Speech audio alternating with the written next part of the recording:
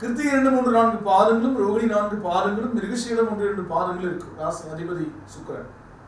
ரிஷப ராசிக்கு சந்திரனோட போக்கு இந்த வாரத்தில் அற்புதமா இருக்கு. சந்திராஷ்டமம் எதுவும் வராது. 7ல் இருக்கக்கூடிய சனி உடல் உபாதைகள், தொந்தரவுகள் சின்ன காட்டும்.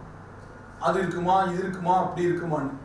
வாகன பயணங்கள்ல 7ல் சனி இருக்கும்போது கவனமா தான் இருந்துக்கணும். வேலை வாய்ப்பு கிடைச்சதுன்னா அந்த வேலை வாய்ப்பு நம்ம தக்க வச்சுக்கணும்.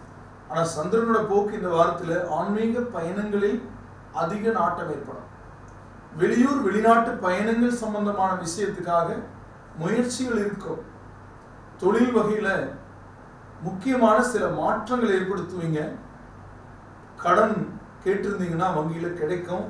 சுப நிகழ்வுகள் குடும்பத்தில் ஏற்பாடு நடக்கும். அதுக்காக உறக்கமின்றி செயல்படுவீங்க. இந்த வாரத்தில் ஒரு வீடு கட்டியிருக்கலாம், அந்த புண்ணியாட்சிக்காக கூடுதல் வேலை செய்யலாம். இப்படியெல்லாம் கடினமான உழைப்பிற்கு ஆனா காரியம் கைகூடி வரக்கூடிய வாரமாக இந்த வாரம் அமையும். கிருத்திகை நட்சத்திரக்காரங்க இந்த வாரம் தன்வந்திரிய வழிபட சிறப்புகள் மேலோங்கி வரும். ரோகிணி நட்சத்திரத்தில் பிறந்தவங்க மாலை 6 to 7 ஏதாவது ஒரு நாள் நீங்க சிவன் கோயிலுக்கு போய் கற்கண்டு பிரசாத நைவேத்தியம் பண்ணி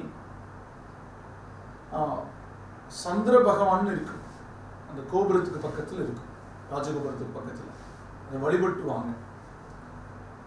மிருகசீட நட்சத்திரத்தில் பிறந்தவங்க மிருத்யுஞ்சய மந்திரம் படிச்சு சிவனை வழிபட அலைச்சல் சிரமங்கள் உங்களுக்கு குறையும். எளிதில் காரியங்கள் வெற்றியடைந்து இந்த வாரம் சிறப்புக்குரிய வாரமாக அமையும்.